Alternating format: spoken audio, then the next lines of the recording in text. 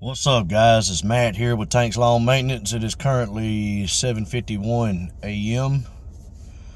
Tuesday morning, September the 3rd, 2024, year of our Lord. And I hope all of you had an amazing weekend, man. And even more so, I hope you had a great holiday, a great Labor Day.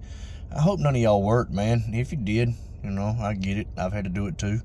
And but if you did, I hope you had a good day at work yesterday. But for me, it's the first day of the week. I'm getting after it today. Grass has slowed down significantly in my area. Nobody has fell off yet. So basically what I'm going to be doing is putting lines in people's yards. We don't stripe around here. We have very low cut Bermuda. Inch and 1.5 to 2.5 inches, I've got a stripe kit on both my mowers, and it's really hard to stripe. So you don't start seeing stripes in our lawns around here, not on Bermuda anyway, until the fall, when everything goes dormant. Then you start seeing stripes. But leaves are starting to fall. Like my yard right now is full of leaves. I need to get out there this afternoon whenever I get done and get those leaves up, because I despise leaves. I hate the way they look. But got that going for me. So also, I came out Friday morning to wash my truck while my wife and kids were getting ready for work and school. And I noticed there was a crack in my passenger side window in between the mirror, or I'm sorry, right behind the mirror, like right over the top of the control panel on the passenger side door. So I think somebody tried to get in my truck, and I thought about it. My wife told me it could have been me hitting it with a rock or something while I was mowing.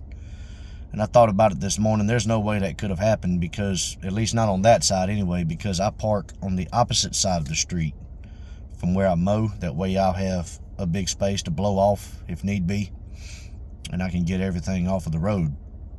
And when I do that, it's always the driver's side that's facing the yard that I'm mowing. But I think somebody tried to break into my truck, which really pisses me off. There's several reasons why it makes me mad. For one, it's my stuff. Don't touch my stuff, man. I can't stand a thief. But for two, I don't keep nothing in here overnight that's of any value other than the truck itself. I've got these ISO tunes over here, but that's it. That is it. And I've got a measuring wheel back there. You might be looking at $90, $80 or $90 for that measuring wheel. It wasn't expensive at all. But yeah, I don't keep nothing of any value in here, and I don't understand why people would take a risk. But the only thing that's of any value is my garage door opener. And if they get to that, I guess I'm gonna have to start putting that up, keeping it out of sight. Because if they get to that, that's they have access. For one, they have access to my entire business. All of my equipment is in my garage at night, every night. I unload my trailer every night, but my entire business is inside of my garage. And not only that, man, they'll have access to, that's like a second barrier to the inside of my house. And they get inside of there, then the only thing they would have to do is pop the lock on my house to get inside. And if that ever happens, God help them. But I am a guy that carries everywhere I go. I don't leave anything in the truck like that. I keep that on me at all times, or at least within reach of me at all times. Even when I'm in my house, even when we're eating supper, I'm packing. I'm that guy, man. We live in a ridiculous world. But it makes me mad. It's not about the money. It's probably gonna be $200 or $300 to get that window replaced. And not only that, my wife has a kit where I can come out here and just use it to keep it from spreading. It's already started to spread. It's about a 6-inch crack in my window, maybe more. It's probably about 7 or 8 inches now. But it's just irritating, because the same thing happened as soon as I left my full-time job. We were up in Rock Hill, South Carolina for a volleyball tournament, and same thing happened, but it was on the driver's side window, and it was the exact same spot. Somebody used a center punch to hit my window in 10 different spots in a perfect circle right above my control panel. And but the difference between that and this is that there was cameras watching every single inch of that parking lot, and they were able to catch the guy that did it. And of course we pressed charges. And but I talked to 3 of my neighbors that have the front of their houses facing mine, and only one of them has a doorbell camera or any kind of camera facing out. And my next door neighbor, he has a camera facing out, but it's just a door camera. It's a doorbell camera, and that's it. And the one over here that has a camera facing out, man, there's just so many cars parked in the way in front of his house that it doesn't really pick anything up unless it's in their yard. And which they explained that to me, but they did go back and look just in case. And my neighbor next to me went back and looked just in case too, just in case it was somebody coming from that direction that stopped and did it. But look, man, I'm just saying, if you're a thief, I despise you. I really do. And if I catch you breaking into my stuff, all I can say for you is God help you. God help you, because it's not gonna be pretty for you. It's definitely not gonna end well for you. But anyway, guys, it's September. Football season.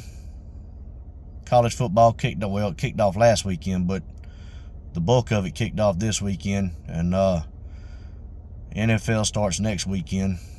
I'll be watching my Cowboys on Sundays. But not only that, man, I always look at it like this too. When football season starts, that means the end of our season is rapidly approaching. And what do you guys do in the off season to keep revenue coming in? And I'll tell you what I do. There's several things I do, really. You know, I do more than just cut grass and trim bushes. I do tree work. You know, I prune back ornamentals. And if somebody has a pine tree or oak tree or something like that, just a tree with limbs that they won't cut back, I'll cut them back. And that is expensive. I don't do a lot of that because I am very expensive when it comes to that. And I do leaves. I do several things, you know, mulch, pine straw, you name it. We do all kinds of different stuff. Or I say I do all sorts of different stuff. But yeah, man, what do you guys do? And also, another thing that has really helped me over the past last winter and the winter before is I started doing what I call subcontracts. And what I'll do is, just say I have a bi-weekly property and they have bushes. What I'll do is I'll guarantee them 3 bush trimmings, sometimes 4, depending on what kind of bushes they have. If they have a lot of lower petalums, I'll guarantee them 4. But I guarantee them a minimum of 3 bush trimmings every year. And I'll take 23 mowing services, and it'll start bi-weekly in March and go all the way through November bi-weekly. And then after November, December, January, and February, it will be once a month. And that equals up to 23 mows. And what I do is I take that and I take the 3 bush trimmings, I add the prices for all of that together, whatever I'm charging them per service for their property. I take all of that and add it together, and I divide it by 12, and I charge them that every month. And a little more than half of my customers actually elected for that. I didn't think it would work, but it did, and it's actually helped me a lot. And that is how I keep revenue coming in during the off season. And plus, you've got one-off jobs here and there. You know, you got leaves, you got trees, you got the occasional person will call you up every now and then and need their bushes trimmed because they didn't have them done during the fall like they should have. And then, of course, you know, you've got customers that'll call you up. New customers will call you up and just bought a house and the lawn is overgrown, They'll ask if you can come out and tidy up the yard, cut it, and all that good stuff. And then also I do cleanups, like leaf cleanups, debris cleanups, things like that. And believe it or not, there's a lot of people that call me that'll have where they just pile up yard debris, like sticks, limbs, things like that, that have fallen throughout the year, and they'll ask me to come out and pick that up and haul that off. And I typically don't do that unless I know I can make a good amount of money off of it. You know, people expect you to do that kind of stuff. In this area, people expect you to do that kind of stuff for 75 or 100 bucks, and that's not the way I operate. I've got to be able to pay the dump fee, I've got to be able to pay for my gas, and I've got to be able to pay for my time too. But we do mulch, we do pine straw, we do rocks, things like that. We don't do a whole lot of rocks. I've only done one rock installation, and but there's other things too. You've also got installations, and I don't do many installations. I've only done 2 installations, and I don't do big installations. What it'll be is if somebody comes in and tears out a back porch or a pool or something like that, and then they want a ground leveled out and sod put in its place, I'll do something like that. And little things like that add up. So this time of year, you know, I say this time of year, but the end of October on into March, that time period. So you're really looking from the beginning of November to the beginning of the end of February. You really need to start broadening your horizons and adding more things to your list. You know, do more than cut grass. You know, during the growing season, focus on cutting grass and trimming bushes. You need to get really good at that, and I'm a believer of being good at 1 or 2 things. But during the off season, that's when you can focus on adding different things to your arsenal and stuff like that. But anyway, guys, I got to hop off here. I got to run to the gas station and get gas in the truck. My wife, you know, we used the truck Saturday to go to Atlanta to watch the Georgia Clemson game, but it was filled it up when we got back in town. But my wife decided to chauffeur my youngest daughter around all day Saturday around town, and I've got a little less than a quarter tank in my truck. She decided to use my truck to do it when her car had gas. Me and her are going to have a chat about that, man, because I don't like using my business account for personal use. But anyway, I'm going to hop off here, get this day started, get this week started. I'll drop a comment down in the box below. Let me know what y'all do to keep business coming in year-round, or to keep revenue coming in year-round. And, man, I hope y'all have an amazing week. Feels good outside.